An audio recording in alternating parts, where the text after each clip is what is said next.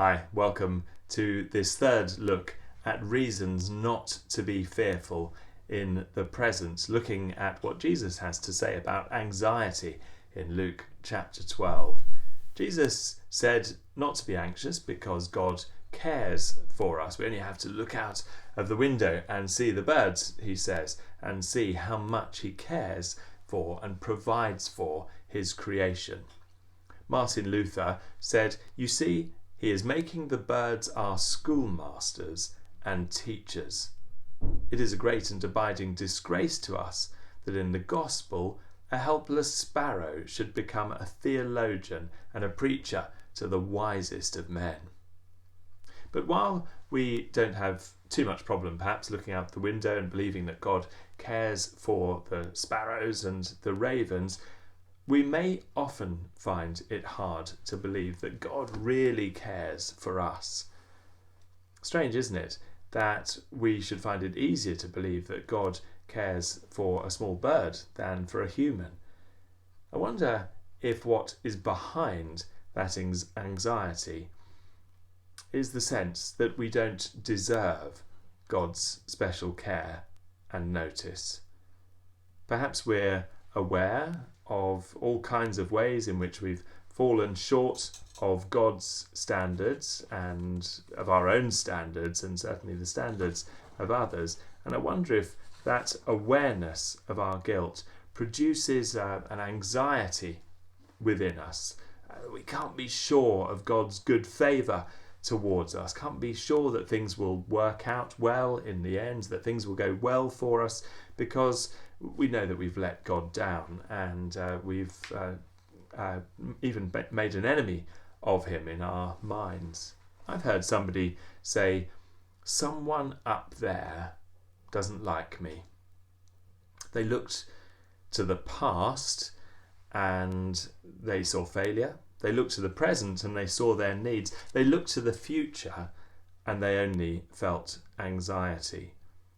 One Roman writer said, "A guilty conscience never feels secure." That's why Jesus' next words about anxiety are such an encouragement for us from the Bible. He said, yes, to look and see the ravens and how much God provides for them, but he then went on to say, "Of how much more value are you than the birds?" Of how much more value are you than the birds? Valuable to whom? Valuable to God the Father. We don't have value because of anything that we've done. We're used to that, aren't we? In the workplace, you have a higher status if you're paid more. And if you've done particularly well, perhaps you'll get a pay rise, perhaps you'll get a bigger bonus. But our value to God doesn't come from anything good that we've done.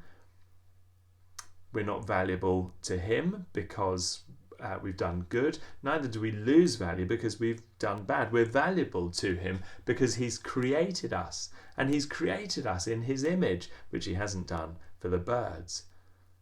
Now, I imagine most of us at one time or another have bought something on eBay, and of course you have to be quite careful. You have to be clear in your mind how much you're willing to bid for something, lest in the excitement of the moment you get carried away and you end up paying too much for it.